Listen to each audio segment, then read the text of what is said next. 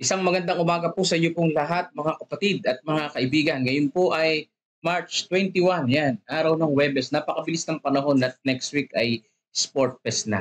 So tayo po ay mag-aaral ng inyong buong puso. Yan, napakahalaga niyan, buong pusong pag-aaral. Dahil ang buong pusong pag-aaral, kasama niyan ang buong pag-iisip, ang buong kaluluwa, mga kapatid, ang buong pagkatao ang ibig sabihin. Kaya sa umaga na ito ay ating pag-aaral ng Jeremiah 29:13. Tayo po ay manalangin.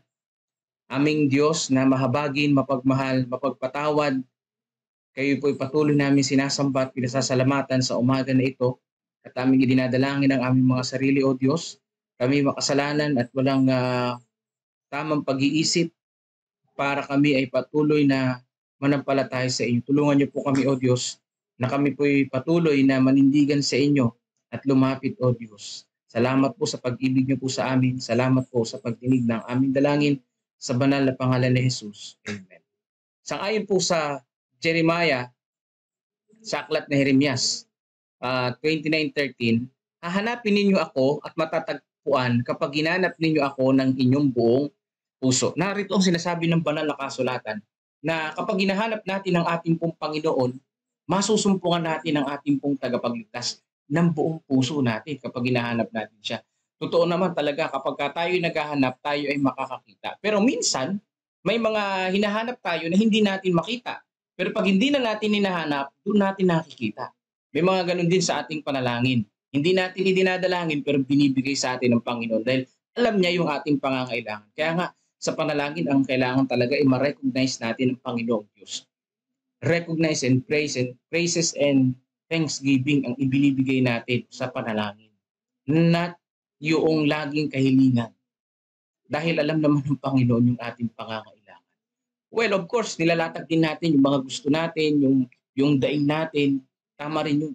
Pero mas marami sana yung pasasalamat at papuri sa ating Panginoong Diyos sa ating prayer. Dito, hanapin natin ang Panginoon, masusumpungan natin siya. Marami ang walang karanasan sa relihiyon na mahalaga para sa kanila upang sila ay makatayo ng walang kapintasan sa harap ng trono ng Diyos. Ang mga pugong nag-aapoy ng paghihirap ay pinahintulutan niyang masindihan sa kanila upang ubusin ang dumi. Pugo. Ibig sabihin pugon? Pugon ba yan? Upang linangin, upang dalisayin at linisin sila mula sa karumihan ng kasalanan, ng pag-ibig sa sarili at upang makilala nila ang Diyos at makilala si Jesucristo sa pamagitan ng paglakad kasama niya tulad ni Enoch. Dito po mga kapatid ko, yung naintindihan ko dito sa ating binasa, no, na ang Panginoon hinahayaan niya na tayo ay makaranas ng pagsubok. Pero take note, sinasala ng Panginoon yung mga pagsubok na ibinibigay sa atin, yung mga pagsubok na ibinabato sa atin ng kaaway, sinasala yan ng Panginoon, sinasalag ng Panginoon. Ang itinitira niya lang, yung kaya natin, yung pinakamahina. Ano daw yung purpose? Para linangin tayo sa ating mga lakad, linangin yung ating puso, dalisayin ang ating mga sarili, mawala yung pagkakasala, at patuloy na magtiwala sa ating Panginoong Diyos. Para tayo ay lumakad kasama ni Enoch, mga kapatid. No? Kasama ay katulad ng paglakad ni Enoch na lumakad siya kasama ang ating pong Panginoong Diyos. So dito po sa Makalangit na Dako, ang tinatawag na pagdarasal sa umaga at gabi ayon sa kaugalian ay hindi laging taimtim at epektibo. Sa karamihan, ito ay isang inaantok, mapurol at walang puso na pag-uulit ng mga salita at hindi umaabot sa tainga ng Panginoon. Ayun lang pala ang pinaka tawag dito, yun ang pinaka nakakalungkot doon. Ano? Minsan yung panalangin, araw at gabi na nakaugalian ay hindi laging taimtim at hindi laging epektibo. Bakit? Kasi nananalangin kang inaantok. Yun pala yun. So kung mananalangin kang inaantok ka, nananalangin kang paulit-ulit, hindi rin pala nakakarating sa Panginoon. Ano? Ngayon alam ko na. At least alam na natin mga kapatid na kapag manalangin talaga tayo, dapat seryosong panalangin. Ibig sabihin ay nasa puso talaga natin yung prayer. Kasi kung manalangin ka lang just to say na you pray, para masabi lang na Ay, nanalangin ako. Tapos paulit-ulit lang din naman yung prayer. Ayon lang sa nakaugalian mo. Yan, salamat sa mainit na kape, mainit na tubig. Yan, mainit na tubig, misis. Totoo yun mga kapatid, ano? Kapag ka yung prayer natin paulit-ulit lang, tapos nakasanayan mo lang, hindi naman taos puso at hindi naman taimtim, hindi rin epektibo, hindi rin nakakarating sa tenga ng Panginoon. Hindi kailangan o hinihingi ng Diyos ang iyong seremonyal na mga papuri. Ngunit igagalang niya ang pusong nabali. Ang pag-amin ng mga kasalanan, yun. Kaya yan dinidiin natin ang pagsisisi ng kaluluwa, ang sigaw ng mapagkumbaba at nadurog na puso ay hindi niya hahamakin. Yan ang pinaka-the best. Kaya yan ang sinasabi ko sa inyo, yan yung number one purpose ng prayer, yung talagang ikaw ay humingi ng kapatawaran sa mga kasalanan natin sa Panginoon. Humingi ng tawad sa Panginoong Diyos, yan ang pinaka-the best. Yan ang pinaka-sagrado. Kasi kapag humingi tayo ng tawad sa Panginoon, ano yan fresh yan every morning, every evening. Kasi fresh din yung kasalanan natin Lagi tayo nagkakasala Pero yung mga kahilingan, yung halos pare-parehos lang Halos halos nauulit lang kung minsan Pero yung paghingi ng tawad sa Panginoon dapat specific. Yan, yung pong ginidinig ng Panginoon na panalangin. Lalo na kung durog yung puso, kung talaga nagpapakumbaba sa harapan ng Panginoon. Sabi pa dito, kailangan magkaroon tayo ng pagmamahal kay Jesus. Kaya ituturing nating pribilehiyo ang magdusa at mamatay pa para sa kanyang kapakanan. Yun ang ibig sabihin mga kapatid. Ito rin yung naramdaman ng mga disciples na pribilehiyong magdusa at mamatay para sa kanyang kapakanan. Ibig sabihin, ilalaan mo ang iyong buhay sa Panginoon. Ilalaan natin yung buhay natin sa paglilingkod sa Panginoong Diyos. Katulad ng mga apostles. Kasi nga, di ba, may mga taong gustong patay na kanilang sariling buhay. Wala ka nang mabibili noon. Maganda pa kung gusto mong mamatay, mamatay na sa Panginoon. Gamitin mo na sa gawain ng Panginoon. Total naman nakapagpasya ka ng kitilin ng buhay mo, di why not na dalin mo sa Panginoon ang iyong buhay, di ba? Dalin mo ang buhay mo sa ating tagapagligtas, mas may pakinabang pa. At pribilehiyo natin na paglingkuran ang ating tagapagligtas. Maari nating sabihin, sabi dito, sa Panginoon ang lahat ng ating pagsubok. Sabihin sa Kanya ang lahat ng ating kahinaan. Sabihin sa Kanya ang lahat ng ating pag-asa sa Kanyang kalakasan at kapangyarihan. Ito ang tunay na panalangin. Ano daw ang tunay na panalangin? Sabihin sa Panginoon yung pagsubok, yung ating kahinaan, at yung pag-asa natin sa Panginoong Diyos. Na siya lang yung tanging pag-asa natin. So yun yung content dapat ng prayer. No? Ano yung mga content ng prayer? Yung pagsasabi mo ng mga kasalanan sa Panginoon. Mula pa nung una, mula pang nung naaalala mo kasalanan nung bata ka, sabihin din ng mga pagsubok sa Panginoon ang ating mga kahinaan at ang ating pag-asa sa ating Panginoon. Yun ang pinaka-the best na prayer mga kapatid. Bakit? Dahil yung prayer po natin paulit-ulit lang at hindi taimtim at hindi ganyan yung content, hindi rin naman nadidinig ng Panginoon, sayang lang, di ba? Sayang lang yung panalangin. Kung nagkaroon man ng panahon na ang espiritu ng biyaya at pagsusumamo ay kailangang ibuhos sa atin, ang Diyos mismo ang umaakda ng ating mga panalangin. Ito ay ngayon. Yan. Sino daw po ang umaakda ng panalangin natin? Ang banal na espiritu. Ang biyaya ng Panginoon. Basta tayo ay nakikipagtulungan sa ating pong tagapagligtas. Sabi dito sa John 16:24, at ang pangako ay dadalhin sa harap ng bawat iglesia. At ang pagiging simple ng katotohanan ay nananahan. Kayo'y humingi at kayo'y tatanggap. Sabi sa John 16:24, ang kailangan natin ay pananampalataya. Buhay na pananampalataya. Yan ang kailangan natin mga kapatid. Ano daw po ang kailangan natin? Buhay na pananampalataya.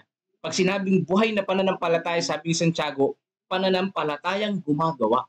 Now, kayo'y humingi at kayo'y tatanggap, ang sabi diyan. Buhay na pananampalataya ang kailangan.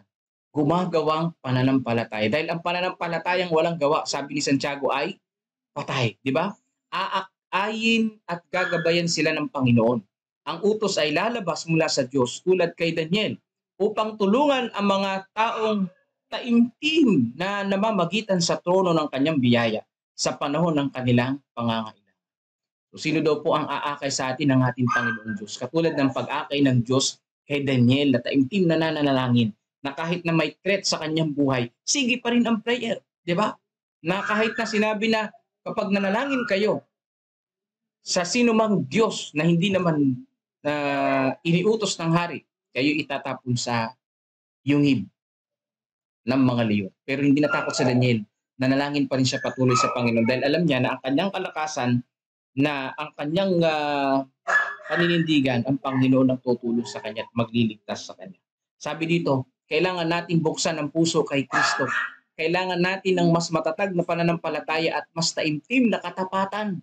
Kailangan nating mamatay sa sarili at sa isip at puso upang pahalagahan ang isang sumasambang pagmamahal para sa ating tagapagligtas. Ano daw po ang kailangan natin mga kapatid? Buksan natin ang puso natin sa ating Panginoon na may pananampalataya at katapatan. Kapag hinanap natin ang Panginoon ng buong puso, ay matatagpuan natin siya, yan ang sure. At ang ating puso ay lubos na kikinang sa kanyang pagmamahal. Ang sarili ay lumubog sa kawalang halaga at si Jesus ay magiging lahat at lahat sa kaluluwa. Ibig sabihin kapag tayo ay nanalangin mga kapatid, talagang ibababa natin ang ating sarili. At sasabihin natin sa Panginoon, Panginoon, wala akong kwenta, wala akong silbi, makasalanan ako, wala ako, nothing, I'm nothing. Sa pamagitan lamang ninyo, meron ako.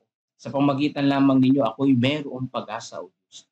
Kaya sa umaga po na ito mga kapatid, napakahalaga na malaman natin na yung prayer natin na hindi taimtim at parang nakapanalangin lang tayo ng basta-basta, hindi rin po nadidinig ng Panginoong Diyos yan, yung prayer natin na yan.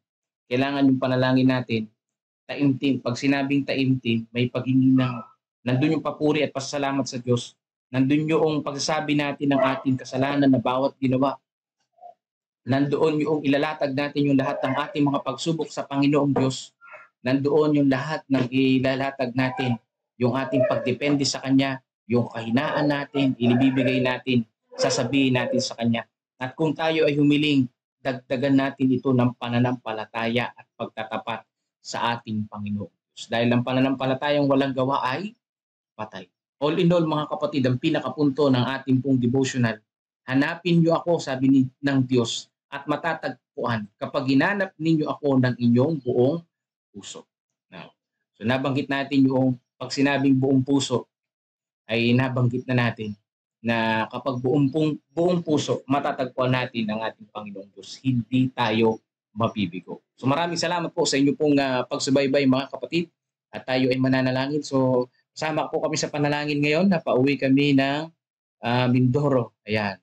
At bukas ay nariyan na kami sa mga district namin at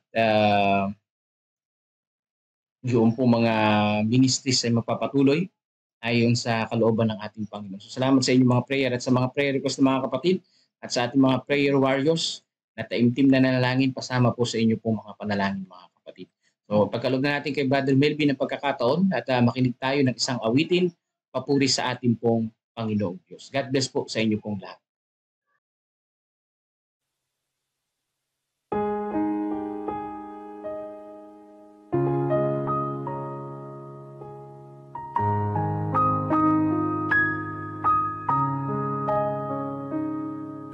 Sa bawat buhay natin,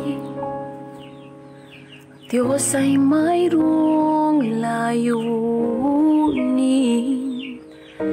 May hirap man sa landasin, ngunit siya'y tapat pa rin.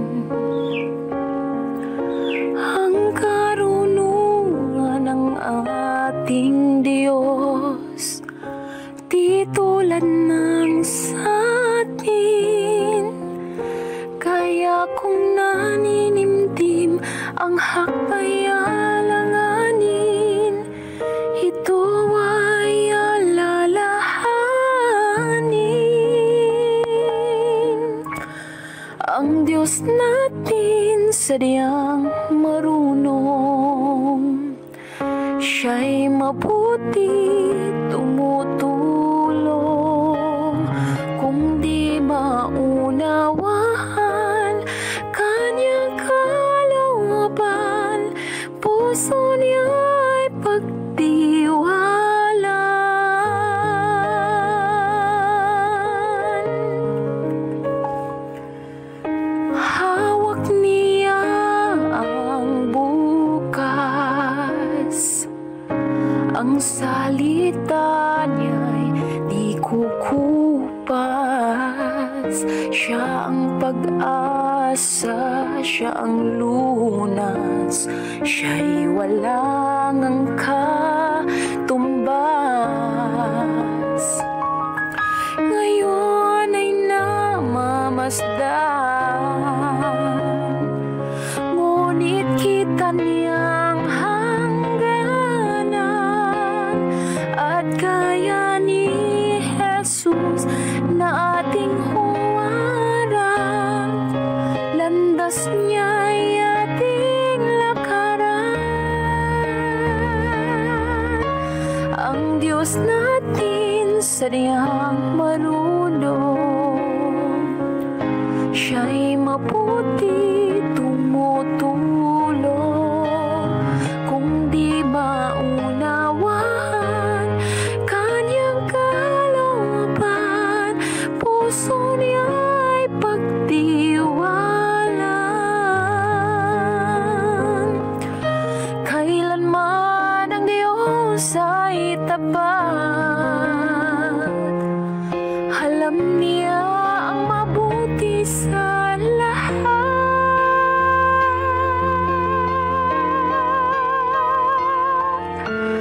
Ang Diyos natin sadyang marunong, siya'y mabuti, tumutulong. Kung di maunawaan kanyang kalooban, puso niya'y pagtiwalaan. Kung di maunawaan kanyang kalooban, puso niya'y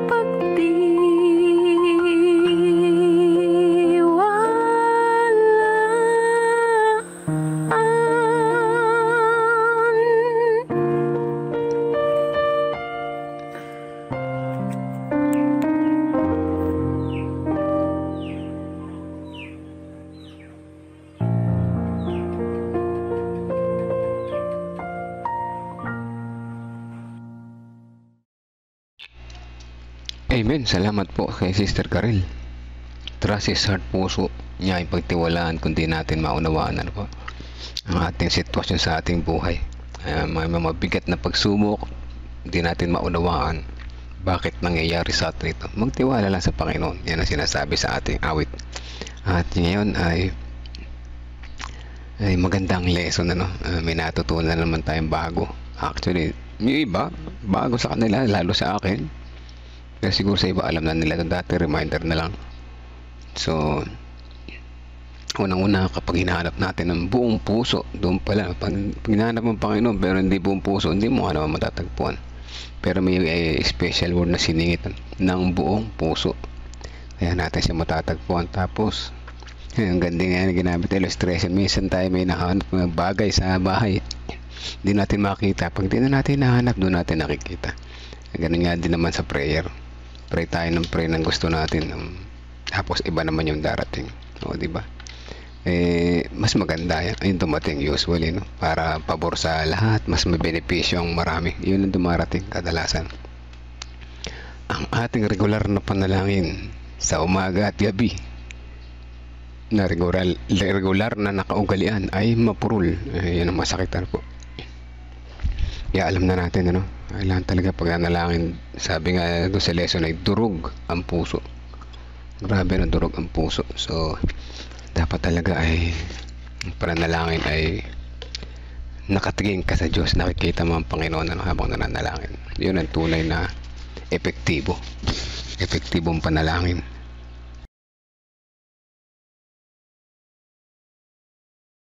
Ayan, panalangin para sa apo ko na ilalab test ngayon. Mas maging clear na at walang maging problema. Kaawaan ng Panginoon. Sige po. Panalangin natin yung apo ni Nanay Pina. At ingat po, Pastor. Yes po, mag-iingat si Pastor na baka malunod sa dagat. Ano? Nasa overseas sila, Palawan ba? Nakalimutan ko nung lugar. Good morning po, Sister Sweetie and Sister Let. Ayan, ano po. At sa lahat ng inyong mga prayer request, sama natin sa panalangin. Panalangin po natin ang past recovery ni Charles Eric Meligrito sa kanyang pagkakaratay sa karamdaman at ang kanyang ina na nasa ibang bansa na si Sister Alice Meligrito. Sige po, sama natin si Charles Eric Meligrito. Good morning po sa ating lahat. Pakisama po sa prayer kami ng Ninong kami ni Ninong Ben de la Cruz. Eye operation po ng Good Sam, Cabanatuan City. Kaya samahan ni Kuya Monching, kanyang ninong, sa Ben de la Cruz Eye Center. Papatingin ng mata siguro. Lumalabo ang kanyang paningin, baka ile-laser, ano? Parang masarap magpa-laser para lumina ulit yung mata, no? Kung may pera lang, why not, diba? Sige po mga kapatid, tayo manalangin.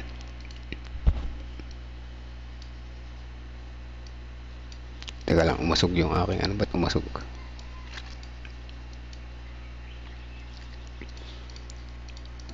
Let's pray po mga kapatid.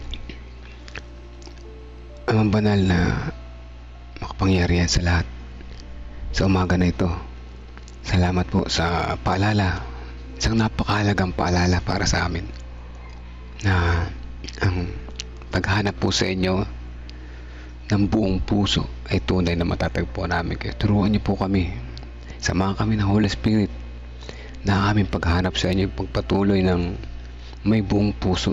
Pang sa ganun kami seryoso na hinahanap talaga namin kayo, hindi yung malambot o matamlay na paghanap sa inyo, sapagkat ito ay nangangahulugang mapurol at hindi ka namin makikita pagka ganito. Salamat din po at napaalalahanan kami sa aming pananalangin na manalangin kami ng durog ang aming mga puso, na yung tunay na kami ay nakatingin sa inyo habang kami nananalangin, upang sa ganun maramdaman namin na kasama namin kayo at ito ay patuloy na makarating sa aming Ama na nasa langit. Salamat sa pagpapaalala sa amin. Ramdam namin ang inyong pagmamahal sa kabila ng inyong kabutihan. Ito kami hindi karapat dapat, kami mga lapastangan, matitigas ang ulo, kami mga mababa ang aming pagtingin sa inyo pamisan-misan at nagdududa. Patawarin niyo na kami sa aming nagawang pagkukulang at pagkakasala. Sa pagpapatuloy na nais namin isama sa panalangin ng kapatiran na nakikinig ngayon. Samahan kami sa maghapon na ito sa lahat ng aming gagawin. Ilayo kami sa anumang kapamakan. At hindi na mga magta-travel, ay ingatan din mga bata na nag-aaral, mga aming mga kamag-anak na nasa malayong lugar na nag-aaral. Patuloy namin sinasama sa panalangin sina Kuya Monching at si Brother Ben de la Cruz na kanyang ninong, na sila ay parehas na magpapa-opera ng mata. Naway ilayo sila sa aksidente sa daan, makarating doon ng ligtas, at sila ay bigyan ng mahuhusay na magagamot na maging successful ang kanilang operasyon. Sama din namin sa panalangin si Charles Eric Meligrito na nakaratay din sa kanyang karamdaman. Hipo inawa siya ng mapagpagaling na kamay. Kaya din ang kanyang nanay na si Sister Alice Meligrito. Samahan din siya sa kanyang pagtatrabaho doon sa malayong lugar. At patuloy na siya ay ingatan sa ano pa mga kapamakan. Patuloy din namin sinasama sa panalangin si tatay ni Brother Danrem, kapatid ni Sister Nimpa ni si Pre Acuevas, si Ate Chitino Reyes, kasama na rin si Sister Estrella Gragasin na sa kanyang operasyon ay siya'y maging matagumpay sa operasyon at sa kanyang recovery ay magpatuloy ang kanyang kalakasan sa bawat araw. Patuloy din namin sinasama sa panalangin ang apo ni Nanay Fina Rico Hermoso na ngayon ay na magpapalab test, naway maging maayos ang lahat. Bigyan siya ng kalakasan, ng kalusugan sa bawat araw, at ang kanyang binabantayang kalusugan ay patuloy na maging matagumpay sa tulong po ninyo. Sama din po namin sa panalangin si Brother Marlon Gragarin sa kanyang kaarawan ngayon. Ay siya po inyong pagpalaing patuloy sa maghapon na ito, sa mga susunod na araw, mga susunod na buwan, linggo at mga taon. At salamat sa pag-iingat sa kanya hanggang sa panahon na ito na sa inyo iningatan, binigyan ng buhay, marunong na pag-iisip, at higit sa lahat mga pagpapala na nagmumula sa inyo. Kaya hindi ng mga pagsubok na dumating sa kanyang buhay na nagpatatag sa kanya. Patuloy namin siya sinasama sa panalangin. Nawa ay patuloy siyang bigyan ng mas marunong pa kaysa sa dati, na pumili ng tama at mali, na makita niya ang inyong kalooban at inyong kamay na iniabot sa kanya, at patuloy na sambahin at purihin kayo sa ano pa mang pagsubok na dumating sa kanyang buhay. Patuloy din namin sinasama sa panalangin ang iba pang mga kapatiran na may prayer request. Kasama na sina at si Brother Marlon Gagarin na meron din po siyang karamdaman, ay hipuin po siya ng mapagpagaling na kamay, upang sa ganun siya ay patuloy na lumakas at makita niya ang inyong kabutihan. At kasama din namin sa panalangin ang iba pang may prayer request, ang family ni Sister Ana Rosbel Tolentino Hermino at ang kanyang kalusugan. Yan din ang good health sa mga anak ni Sister Medin Peligro Cutao na sinahara and Cory, ang family ni Ate Milen at ang kanyang mga anak at mga apo. Kalusugan din sa family ni Sister Dang de la Cruz at ang kanilang mga negosyo pinagkakakitaan, at ng mga Bible students. Sama na sina Brother Conrado Generoso Cando na may one day matanggap niya ang inaalok sa kanyang pagmamahal ng ating Panginoon, at kayo din makasama niya ang kanyang buong pamilya na sumamba sa papuri sa inyo. At kayo din sa family ni Mike and Martha Mamaril, family ni Tate Cesar and Heidi De Leon, kasama na sina Christopher Kenneth, Empoy, Hazel, Harold, si Annie Eusebio, Patrick Eusebio, si Pasqua, Nicole Pasqua at Trixie Pasqua. May patuloy sila mag-aaral ng banal na salita upang sa ganun makita nilang katotohanan na inyong ibinibigay sa kanila at inaalok na pag-asa sa bawat araw, at hanggang sa walang hanggan na makasama kayo sa inyong trono. Sama din namin ang mga Bible students sa Tabacao, San Antonio, at ang mga kapatiran sa Leonardo at sa Kawayan Bugtong. Patuloy silang samahan ng Holy Spirit na maging matatag sa pananampalataya. Kaya din ang kalakasan recovery ni Pastor Alex Rigor, kalakasan din ni Kuya Bobby at ni Ate Lorna, at si Ate Gigi Concepcion, Gregorio Santin, si Tatay Pentong, si Kuya Jerry Bourbon, si Ma'am Sheila Casamorin, si Sister Estrella Gragasin, si Erica Eli Santos Rivera, Sister Tina Santos, at si Melo Jean Ronas Tibayan, Sister Dora Magana at Sister Nena Salazar. Ganyan din si Baby Josiah at Sister Adele, si Tatay Carlito Tomas, Nanay Fina at si Tatay Rudy Ricky Hermoso. Patuloy namin sinasama sa panalangin. Kasama na rin ang tatay at nanay nila Pastor at Ma'am Karin, si Maribel Agustin, si Heidi De Leon, ang pamangkin ni Sister Marites Loreto, si Ting Bautista, si Pining Eugenio Javier, si John Paul Cheng, si Jinjin, si Sister Wendy, Sister Percy, Sister Risa Enrique, Sister Jaime Kilantang, si Ate Grace Samano, si Ate Esther Lopez, Brother Benjamin Muntigamboa, Marilita, si Dayan, si Sister Pichi, Renato Santos, Romnick, Olivia Veronica at Rebecca Francisco, si Precious Cabasog, Princess Yorquina, si RC, Sister Nena, si Sister Nena, si Ate Sally Sanchez, si Sister Janet Montivero, Gina de Guzman, Arturo Duque at Erlinda Duque.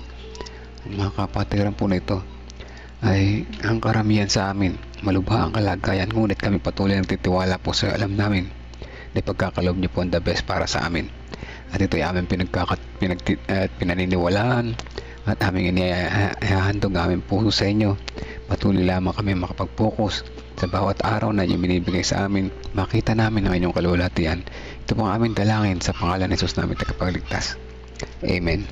Amen.